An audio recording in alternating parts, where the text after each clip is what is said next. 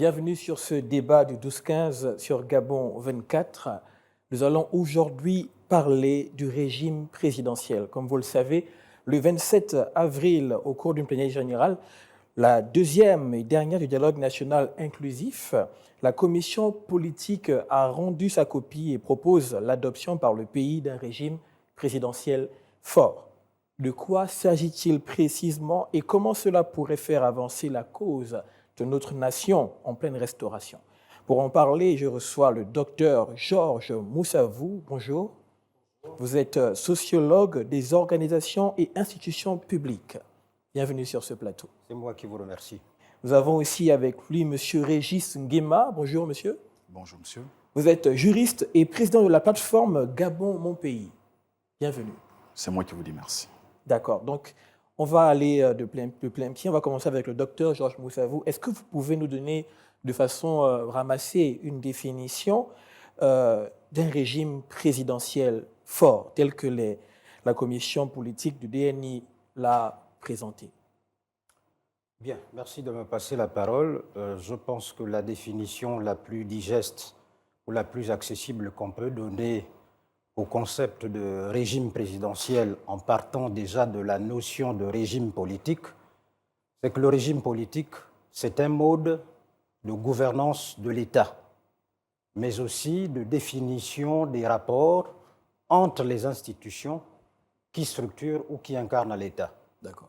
Maintenant, lorsqu'on parle de régime présidentiel fort, c'est-à-dire de l'hyper-présidentialisme, ce qui consacre cette spécificité, c'est la consécration des pouvoirs donnés au chef de l'État, président de la République, qui a un ensemble de pouvoirs vis-à-vis des autres institutions.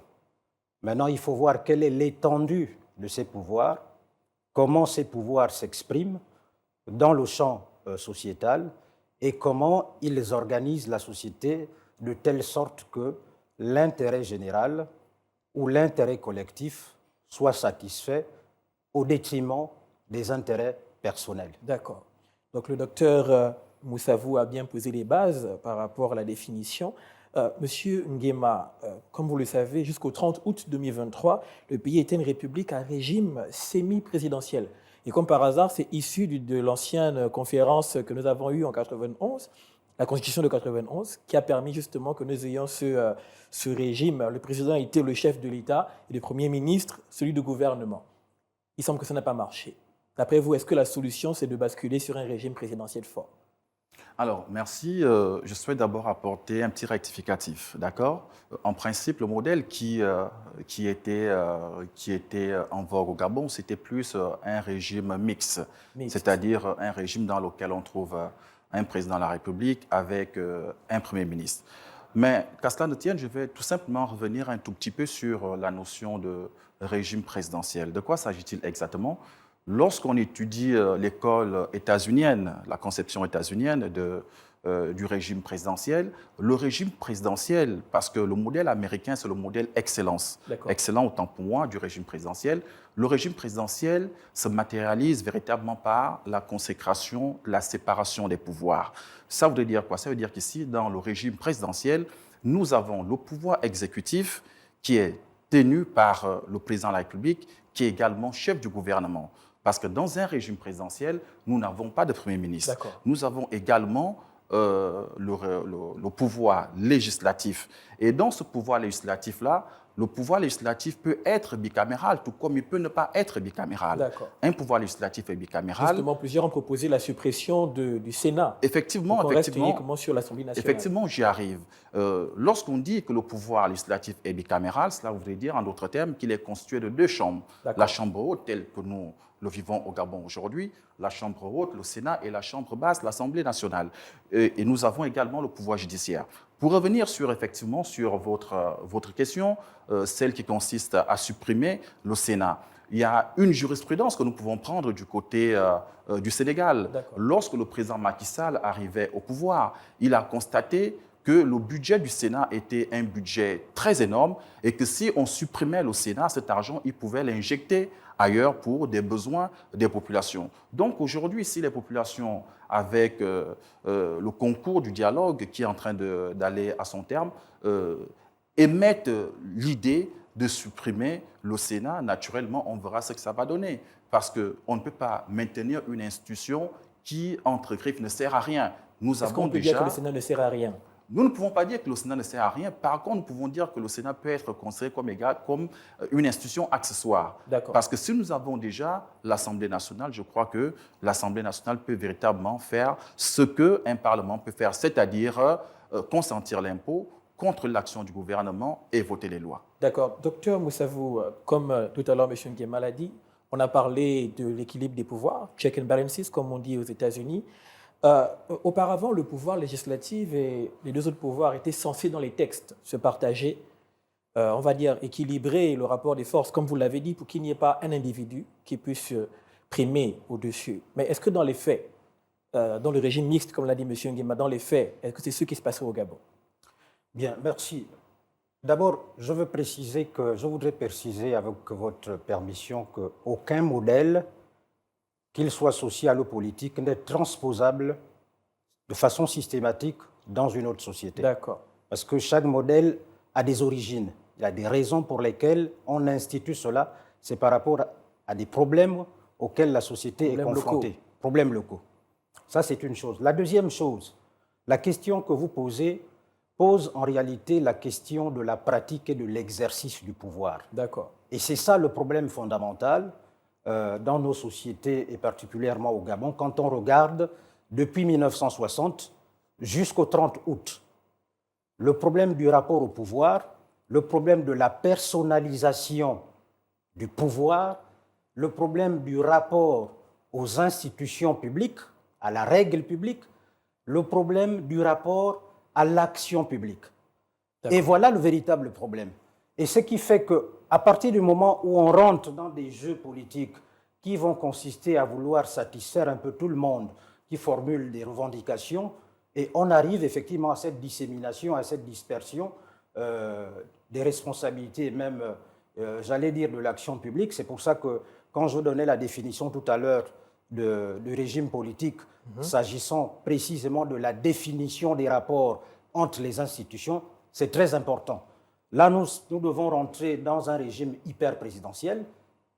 C'est une bonne chose, mais le problème, il va falloir que le président soit suffisamment détaché. En effet. Par les faits, d'abord des collaborateurs, oui, mais aussi des actions ou des demandes qui sont suscitées de toutes parts. Voulant pouvoir satisfaire tout le monde, ça entraîne des dérives. Et il y a aussi le risque, et nous l'avons, il suffit de regarder comment le président Léamba a fonctionné, comment le président Omar Bongo a fonctionné, comment le président Ali a fonctionné, où vous avez les collaborateurs qui peuvent se présenter au nom du président de la République pour dire le président a dit voilà ce que le président veut. Et les responsables des autres institutions n'ont pas la possibilité de vérifier auprès du président de la République ce qu'il souhaite véritablement. Docteur Moussavou, je vous écoute parler, vous avez parlé que les systèmes ne sont pas transposables, vous avez parlé du problème de la personnification du pouvoir, vous avez parlé aussi du fait qu'il y a certaines coutumes qui ont la vie dure. Est-ce que le problème que nous avons au Gabon et en Afrique en général, c'est que l'on veut parfois prendre des systèmes qui ne collent pas avec nos réalités? C'est-à-dire, ce dont vous parlez, ce sont des philosophies, ce sont des gens qui l'ont pensé, et la démocratie et la République. Est-ce qu'il n'y a pas un problème de fond par rapport au fait que l'Africain essaye de rafistoler, on va dire, des systèmes politiques qui ne collent pas avec sa réalité? Je vous pose la question. Oui, c'est ce que je disais tout à l'heure, la question de l'exercice et de la pratique du pouvoir. La géopolitique, toutes ces choses. Toutes ces choses. À partir du moment où on a des problèmes avec l'application de la règle qu'on se donne, on a une constitution, on a un ensemble de lois et de règlements. À partir du moment où on se permet des écarts, des largesses avec les règles, c'est ce qui nous pose un véritable problème. Le sentimentalisme, le familialisme, les affinités que nous avons, qui font qu'à un moment donné, face à la règle, on a du mal à l'appliquer. Et c'est ça qui pose un véritable problème. Et lorsque, dans le cas de la géopolitique, effectivement, les postes de responsabilité, ou du moins la direction des institutions publiques sont données en référence aux ethnies et aux appartenances villageoises, départementales ou provinciales, les gens prennent ça et amènent ça chez eux, y compris dans la maison, alors qu'il s'agit des choses publiques. La chose publique, on est là pour un sacerdoce, c'est pour rendre un service à la collectivité. Et donc, on s'efface totalement du point de vue personnel. Pour laisser place à l'institution. Voilà, laisser place à l'institution. Monsieur Nguema, est-ce que vous êtes d'accord avec ce que le docteur vient de dire? Ben, je crois que le docteur fait une analyse beaucoup plus sociologique de la pratique du pouvoir et c'est empirique également. Je vais tout simplement orienter mon intervention beaucoup plus sur le plan du droit parce que je suis praticien. Je voudrais dire que dans le régime qui nous est présenté, autant pour moi, ce régime, comme l'a dit le docteur, peut être un régime par excellence sous d'autres cieux. Mais si nous le prenons au Gabon, c'est parce que tout simplement, l'expérience a démontré que le régime qui a toujours prévalu au Gabon a présenté ses limites. Alors, naturellement, vous conviendrez avec moi que aucun régime n'est parfait. Chaque régime a ses avantages et ses inconvénients. Nous avons montré le côté, j'ai envie de dire, le principe même du régime présidentiel qui consacre la séparation des pouvoirs, où le président peut démettre des ministres, c'est lui qui est le chef du gouvernement, qui est le président. Nous avons également le pouvoir législatif, nous avons le pouvoir judiciaire. Donc, il y a une indépendance en ce qui concerne les pouvoirs, mais essayons de voir un peu le côté un tout petit peu pervers, n'est-ce pas, de ce régime présidentiel-là. Dans le régime présidentiel, comparé au régime mixte, d'accord, auquel nous étions soumis il y a cela quelques mois, dans le régime mixte, le ministre arrive, le Premier ministre arrive, il peut faire une déclaration de politique générale. Donc, il appartient au Parlement d'accepter ou pas. Le vote de confiance. Le vote de confiance, effectivement. Donc, d'un côté, l'exécutif peut dissoudre l'Assemblée et de l'autre côté, le Parlement peut également exercer une motion de censure. Ce n'est pas possible dans le régime présidentiel? Dans le régime présidentiel, ce n'est pas possible. Parce que tout simplement, dans le régime présidentiel, les entités sont indépendantes. C'est là le caractère un tout petit peu pervers, l'inconvénient. Parce que tout simplement, il peut y avoir un blocage entre l'exécutif et le législatif. Parce que le principe d'un régime présidentiel voudrait que le président de la République ne dissolve pas, n'est-ce pas, le pouvoir législatif et vice-versa, le pouvoir législatif ne peut pas également demander à ce que le gouvernement soit dissous. Donc voilà un peu. Donc il faut tout simplement que lorsqu'on met en place un tel régime, qu'il y ait vraiment une certaine accointance, d'accord, une certaine cohérence d'idées entre l'exécutif et... Une maturité de la part des acteurs, justement. Parce que vous parlez de certaines choses. Est-ce que les acteurs politiques de 2024 ont la maturité dont vous parlez maintenant? Mais les acteurs politiques, si les acteurs politiques sont allés au dialogue, c'est parce qu'ils sont matures. Si les acteurs politiques ont émis, n'est-ce pas, ce souhait-là de voir un régime tel que le régime présidentiel arriver au Gabon, c'est parce qu'ils estiment qu'au regard de tout ce qu'on peut observer aujourd'hui, ce régime présidentiel peut apporter quelque chose de neuf. Donc, je disais tantôt qu'il faut qu'il y ait une certaine accointance entre le pouvoir exécutif et le législatif, parce qu'il y a une indépendance des pouvoirs. Donc, tout simplement, le président de la République, lui, qu'est-ce qu'il fait ? Il promulgue les lois, le président de la République représente le pays à l'étranger, c'est le président de la République. Il est également chef du gouvernement et l'Assemblée ou le Parlement, le pouvoir législatif, va également jouer son rôle. Maintenant, en ce qui concerne le pouvoir judiciaire, dans un régime présidentiel, le pouvoir judiciaire va jouer le rôle d'arbitre entre les deux pouvoirs. Voilà un peu comment ça fonctionne dans un régime présidentiel. OK. Docteur Moussavou, je voulais revenir sur la notion du Premier ministre. On parle du fait qu'il n'y ait plus potentiellement de Premier ministre. Est-ce que ce n'est pas un effet contraire qu'on aura, c'est-à-dire on essaie d'enlever du pouvoir au président ou du moins on essaie d'équilibrer les pouvoirs et en même temps il donne la possibilité de pouvoir lui-même décider de son équipe et de gérer du début à la fin. Est-ce que ce n'est pas vouloir deux choses contraires, docteur? Bien, non, je pense que ce qui a inspiré nos frères au niveau du dialogue national, c'est la pratique, en réalité, du pouvoir au Gabon depuis 1960, où vous aviez un président de la République et un Premier ministre, mais vous aviez un président de la République qui était omniprésent, envahissant, dans les différents rouages de l'administration En effet. de l'État. Et donc, le Premier ministre n'était là que figuratif. Si vous prenez... Certains l'appellent infusible. Voilà, infusible si du vous président. si vous prenez le fonctionnement du modèle politique français, vous avez un Premier ministre qui est suffisamment responsable et qui prend des En initiatives effet. qui engagent le gouvernement. Or, ici, vous avez un Premier ministre qui, en réalité, avait une marge de manœuvre très limitée. Il ne peut pas prendre des initiatives sans que... Est-ce qu'on a le la président- preuve de ça? Et- Est-ce que ce n'est pas des choses qu'on Non, dit au quartier? moi, je suis chercheur. D'accord. Je suis chercheur, j'ai déjà écrit des ouvrages là-dessus, j'ai étudié le fonctionnement de l'État. Donc ce dont je parle ici, c'est la réalité même du fonctionnement de l'État ou, si vous voulez, de l'action publique au Gabon. Ce n'est pas des choses que je sors comme ça. Donc, en allant dans un régime hyper présidentiel, ça veut dire que le président de la République doit prendre conscience de ses responsabilités de façon totale. D'accord. S'il y a un échec, c'est lui, le président, en fait, qui assume, Qui s'expose aussi. qui Il est s'expose, exposé. qui assume l'échec.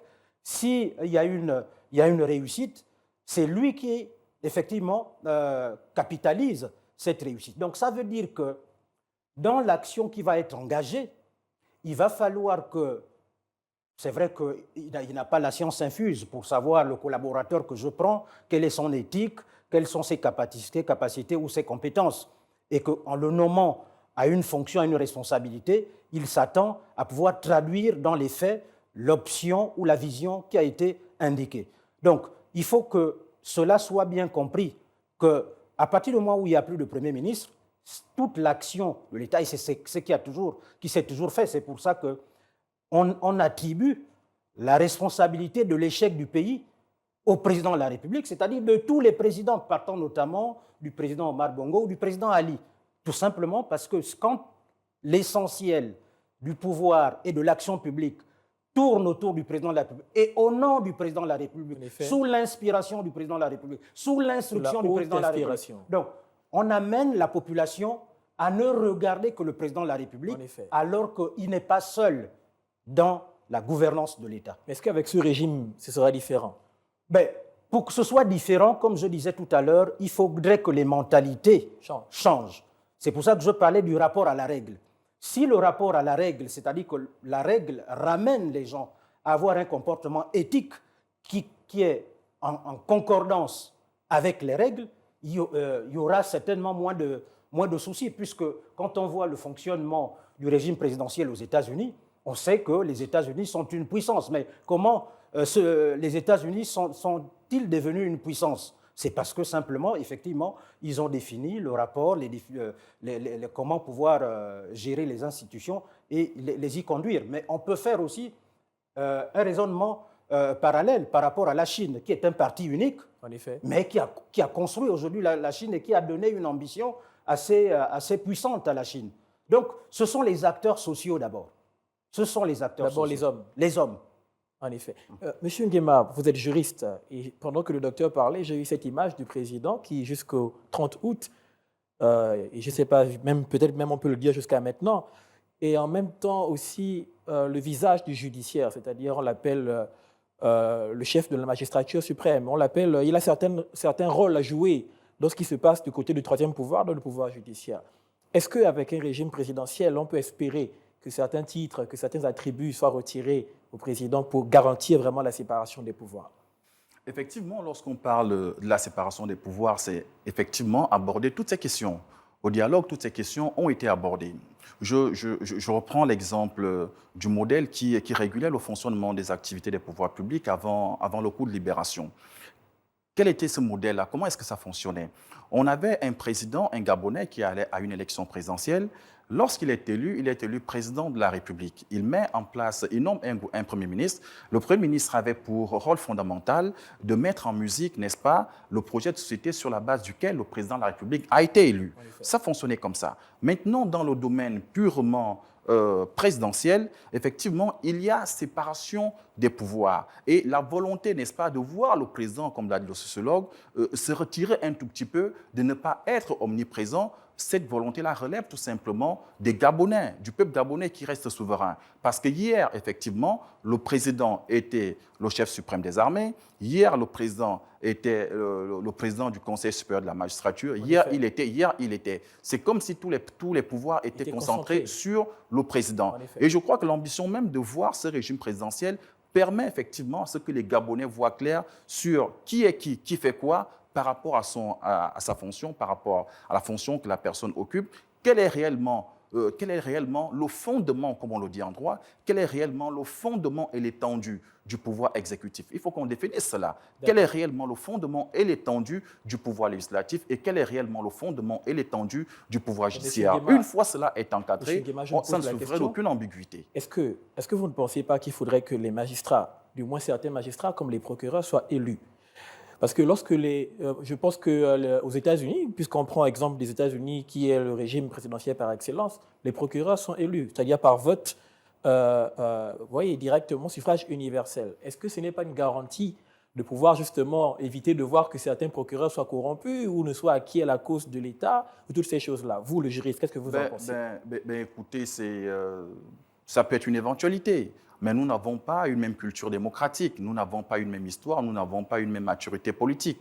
Nous savons, juste sauf disposition contraire, qu'au Gabon, pour être magistrat, il faut être d'abord diplômé de droit, avoir un bac plus 5 en droit et plus, et intégrer l'École nationale de la magistrature. Et par la suite, c'est le Conseil supérieur de la magistrature qui gère les magistrats. Donc nous n'avons pas une même culture. Et si cela a été adopté aux États-Unis, comparaison n'est pas raison. Nous n'avons pas une même culture, nous n'avons pas une même progression démocratique. Je crois que pour l'instant, le modèle qui est le nôtre s'y est. Ce qu'il faut par contre dire, c'est véritablement garantir l'indépendance de la justice. Faire en sorte que les magistrats ne soient plus les magistrats aux pieds et mains liés. Que les magistrats ne soient plus les magistrats pour les salaires, les magistrats ne soient plus les magistrats aux ordres. Il faut également, je ne dirais pas un traitement particulier. Voyez-vous, celui-là qui a le destin judiciaire du Gabon entre ses mains, si ce monsieur a faim, si cette dame a faim, voyez-vous qu'il est facilement corruptible. Donc, il faut également un traitement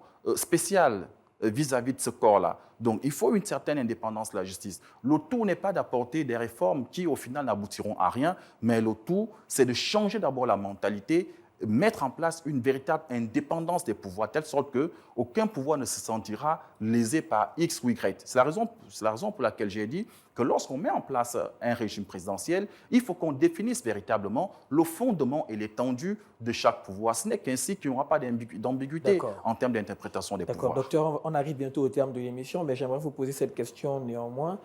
Là, on parle beaucoup du régime présidentiel et de ce qu'on espère faire après le référendum et tout ce qui se fera. Mais est-ce qu'on a des exemples ici en Afrique de réussite du régime présidentiel fort à l'image de ce qui a été proposé? Bien, on n'a pas forcément des exemples, et même là où les pays dont nous parlons ici, que ce soit le régime américain ou autre, on ne peut pas dire qu'il y a de la perfection. Donc, ce serait illusoire de penser que dans tel pays, le régime qui a été choisi, vous allez aux États-Unis, il y a de la pauvreté partout. Vous allez en Chine, il y a beaucoup de problèmes. Vous allez au Japon, Donc, les sociétés sont là pour être... D'abord, ils sont confrontés à des problèmes qui sont les leurs et ils cherchent à les résoudre. Ils essaient de faire au mieux, d'améliorer au fur et à mesure. Donc, à partir du moment où nous avons pris conscience des problèmes qui sont les nôtres et nous avons une certaine conscience politique et historique, voire intellectuelle, par rapport à ce que nous souhaitons être, on s'inscrit dans cette perspective de façon radicale, de façon résolue, avec une certaine éthique, avec une certaine mentalité, une façon de voir les choses. D'où l'importance, parce qu'il y a une question peut-être qui ne fait pas partie de l'émission, par rapport à la dissolution des partis politiques. Il faut quand même nettoyer un peu l'écurie. Un parti politique, c'est d'abord un système de pensée. Quand vous voulez prendre le pouvoir, c'est pour construire la nation. Avec une idéologie. Avec une certaine idéologie, donc le système de pensée. D'où je parlais de maturité tout à l'heure. Et la conception, ce n'est pas celle d'une épicerie. Parce que les partis politiques, jusque-là, ça a été des épiceries. Quand vous prenez les partis politiques qui ont perdu leur leader, quand vous regardez après, c'est quasiment la débandade. Tout simplement parce qu'il n'y a pas une préparation déjà après le leader qui prend la responsabilité du parti Et même au niveau du Parti démocratique gabonais, c'est aussi cette réalité qui a mené aujourd'hui à la situation que ce parti, bien évidemment, a En connue. effet. Donc, nous sommes arrivés au terme, mais un dernier mot, chacun un dernier mot pour s'en aller, M. Nguema. Alors, il y a un grand homme qui avait dit l'Afrique n'a pas besoin d'hommes forts, l'Afrique a besoin des institutions fortes. Et en ce qui concerne le Gabon, je crois que ce que le dialogue national inclusif est en train d'accoucher comme résolution sont des résolutions qui sont de nature à construire le Gabon dont nous serons tous fiers demain. Et le régime présidentiel qui est en train d'être mis en place, ce régime-là va véritablement responsabiliser le président de la République. Parce que les Gabonais vont élire le président de la République qui sera responsable devant les Gabonais et qu'il va assumer l'entièreté de ses actes. Et que demain ou après-demain, qu'il n'y ait plus d'ambiguïté en termes d'interprétation, en termes de quoi que ce soit, que tout simplement ce régime-là apporte une plus-value par rapport à ce que nous avions vécu hier et que tout simplement que le Gabon sorte de l'agrandi. D'accord. Un dernier mot peut-être, docteur? Bien, je dis, quelques secondes. la dernière chose que je peux dire, c'est que j'essaie de croire effectivement ce qui est proposé. J'adhère totalement avec un état d'esprit qui consiste à me dire nous aurons tous pris conscience d'où nous venons et que on va essayer de se sortir de cet état, de cette situation à laquelle nous sommes et que nous déplorons tous du point de vue du développement, de l'épanouissement de chacun d'entre nous, et y compris de nos progénitures. D'accord. Merci encore. Je vous remercie d'être venu sur ce plateau. Je rappelle que vous êtes le docteur Georges Moussavou, sociologue des organisations et institutions publiques. Merci d'avoir été avec nous. Avec vous, nous avions M. Régis Nguema, juriste et président de la plateforme Gabon, mon pays. Merci. À très bientôt. Donc, merci de nous avoir regardés. Les informations continuent sur Gabon 24. Restez connectés. Au revoir.